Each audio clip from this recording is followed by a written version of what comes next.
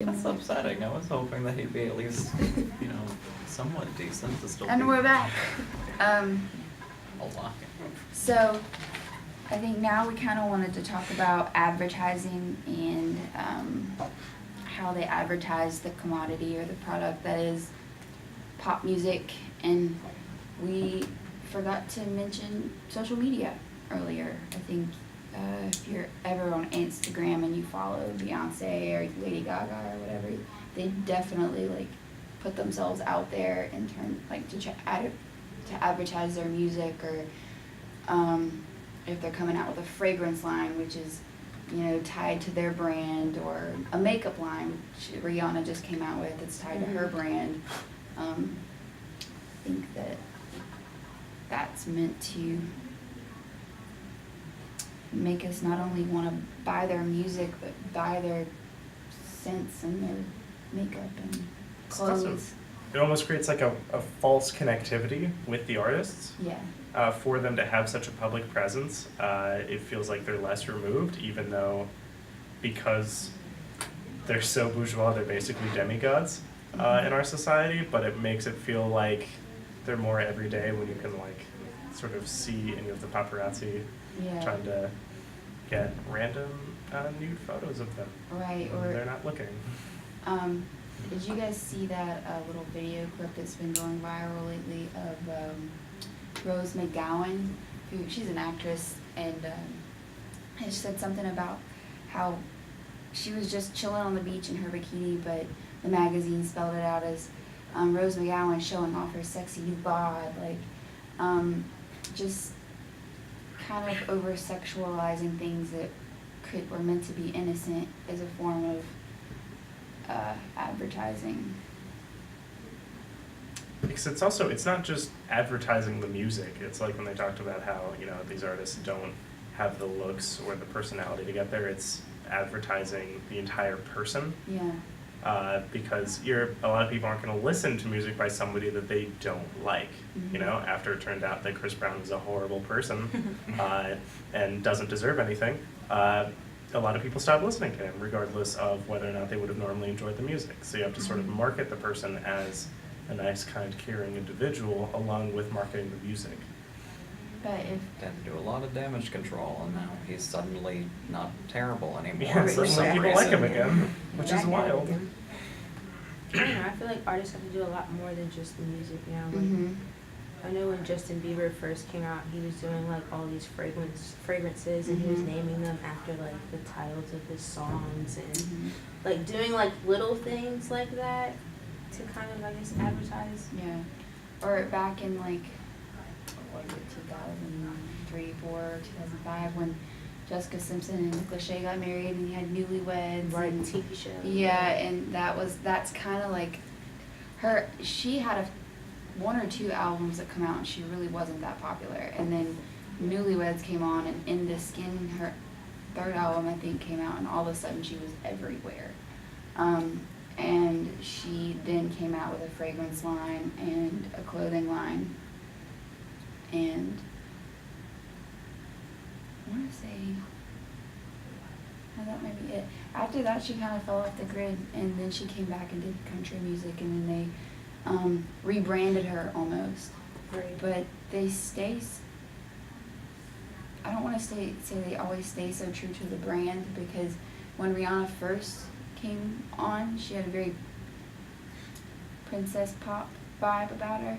But then when her album Good Girl Gone Bad came out, it was almost Good girl, dirty. not It was a lot dirtier, and black leather and that kind of thing. If you want to talk about brands going haywire, Miley Cyrus. Oh my goodness. I don't know that was a brand going haywire thing. I think that was a person going haywire thing. That's true. Maybe Taylor Swift. Yep. Taylor Oh, Swift boy. is, she's There we gone go. from country to pop, And she's that doing a little bit of one, everything. what's And she that turned one into Nicki song? Minaj What- there for a little bit. Right. and- Look What You Made Me Do, whatever that Right. song is. There's just a lot going on. Yeah. She's an authentic artist. Quote unquote. I'll let myself out. Yeah, I don't know. I feel like Nick Lachey and Jessica Simpson are a good example of appealing to everyone, because he was in 98 Degrees. and then he kind of, you know, did his own little like R&B kind of stuff, and then she was doing, you know, country, and I think they even did like a Disney track to kind Yeah. of appeal to kids. Like I just like Yeah. they had a lot going on. Well, as far as branding goes, they really get in there, because I know she said in an interview once that she kind of had to take on the role of the ditzy blonde, you know, where that. She didn't have to take on that role. That was her. Well, that was she her. she said that was for her brand, because on the show, that infamous moment where she's eating tuna and it says chicken of the sea, and she's like, is it tuna or is it chicken? Yeah. And then everybody kind of rolled their eyes. I think that it goes deeper than just like how they make you present yourself in public, or when Kim and Kanye got together, everybody was like, but your brands clash. Like when a celebrity's in the spotlight like that, like their brand is everything, because once it starts to kind of like go in other directions, they lose followers, so to speak, and hence they lose money. And because they have managers to pay and, you know, people they work for, record labels and whatever, it has a lot more pressure to do as expected. Yeah, and like the sort of purposeful manipulation of everybody, you know, where like when they did Damage Control on Chris Brown to make people like it better, Damage Control as in manipulating people to think that it's okay to like him again, you know, and so just they specifically do things to make people more susceptible to paying money. They're sort of like, it's loosely related, but they recently found out that in-game purchases in apps, companies were deliberately doing research on how to make gamblers susceptible to paying for it. Because there's like cash cows, if people are going to continuously pay money for it. Playing off people's weaknesses. So they were deliberately taking advantage of these people's weaknesses to gouge money out of them to take, you know, control of their addiction. To enable them. Yeah. Mhm. And so it's sort of like where it can't really be art, because also games would traditionally be considered a form of art, but it can't really be art if they're purposefully taking advantage of what people want to hear and what people want them to say to market it to them, to manipulate them into buying it. It's no longer here, this is my own unique ideas and contributions and what I wanted to produce. It's, hey, here's what I think you want to hear and what I think you'll pay me to say. So it's almost like musicians have become politicians in a way, in every sense of the term. Yeah, it definitely, it goes back to capitalism being exploitative. Like, they just want to make money and they don't care who they hurt.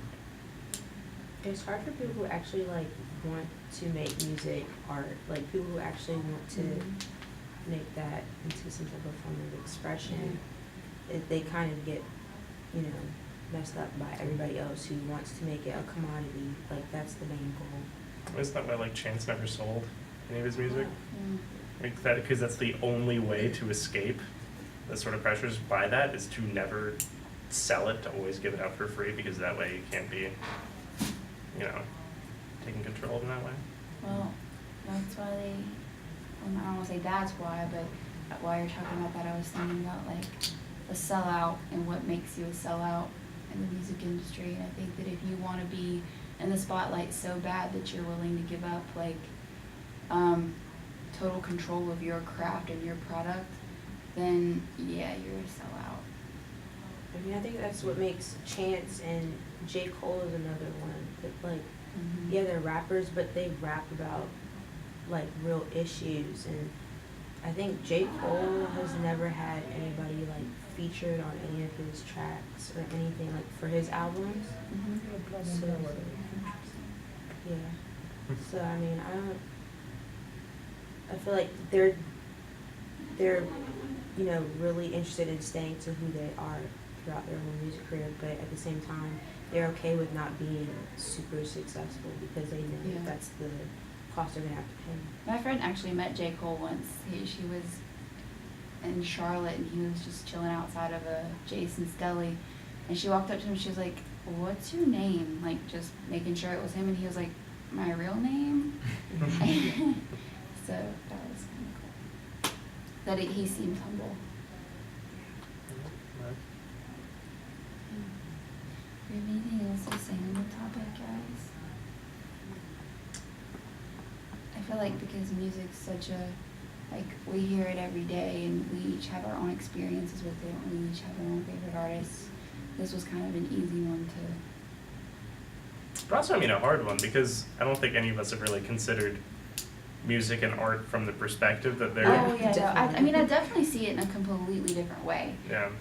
Now I've seen a film similar but different than the one we watched in class. It focused more on songs that they would steal from black artists back in like the 50s, 40s, 50s, and then give it to like a white group of artists to sing. And I watched a documentary about that. So I mean, I've heard about these issues before, but hearing it from the mouths of like the backup singers that are kind of taken advantage of, because the albums would not sound the same without them. And I mean, I had no idea. I never really paid too much attention to that bit of the Rolling Stones song where it's like,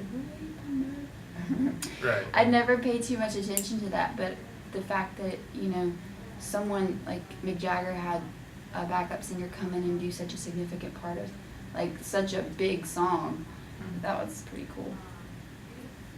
Yeah. It definitely opened my eyes, because even with that Estrogen article where it was like comparing, it was a Beyonce song and a Kelly Clarkson song. Mm-hmm. They I was had, like, I had no idea that yeah, they were similar pretty much the same melodies. thing. And then I actually listened to them and I Mhm. was like, they really do sound the same. but what's cool Did it is, say similar or the same melody? well, it's They it's switched the up a same, but I think one was a different pace than the other, Mhm. like the tempo. Yeah.